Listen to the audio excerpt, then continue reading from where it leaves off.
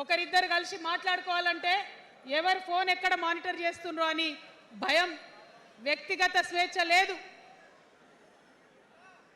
దారుణమైనటువంటి నిఘా నీడలో తెలంగాణ అంతా కూడా బతికింది.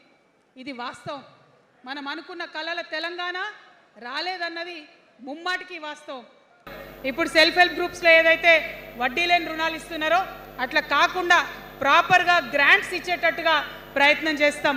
చిరు ఉద్యోగులు, కాంట్రాక్ట్ ఉద్యోగులు ఎవరైతే ఉన్నారో, ఎవరైతే విస్మరించబడ్డారో వారందరినీ కూడా కళ్ళలో పెట్టి కాపాడుకుంటాం. ఇవాళ ప్రారంభం మాత్రమే, అనేక అంశాలు చెప్పుకున్నాం. కానీ ఖచ్చితంగా పాంచజన్య శంఖం పూరిస్తాం. అవతలి వాడు మనవాడైనా సరే, అధర్మం వైపు వాడుంటే వాళ్ళ మీదైనా సరే యుద్ధం చేయడానికి ఖచ్చితంగా వెనుకడుగు వేయకుండా ముందుకే వెళ్తామని తెలియజేస్తూ, మరి ఈ మూడు పార్టీలు కూడా, Congress party single agenda Rahul గాంధీని ప్రధానమంత్రి చేయాలి, BRS party single agenda farm హౌస్లో పెద్దసారు ఉండాలి, చిన్నసారు సీఎం కావాలి, బీజేపీ పార్టీ సింగిల్ ఎజెండా సామాజిక న్యాయాన్ని కథం పట్టియాలి. కాబట్టి ఈ మూడు పార్టీల మీద కూడా యుద్ధం చేసేది ఉన్నది.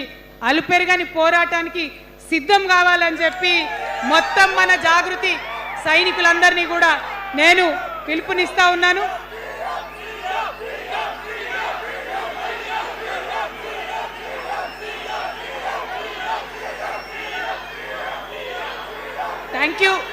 Thank you. జై తెలంగాణ, జై తెలంగాణ.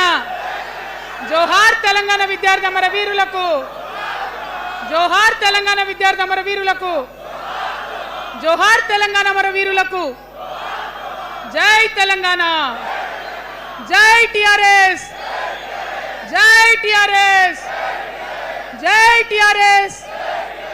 టిఆర్ఎస్ అంటే జిందాబాద్ అనాలి.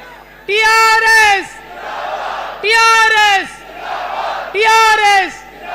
జై తెలంగాణ, జై తెలంగాణ.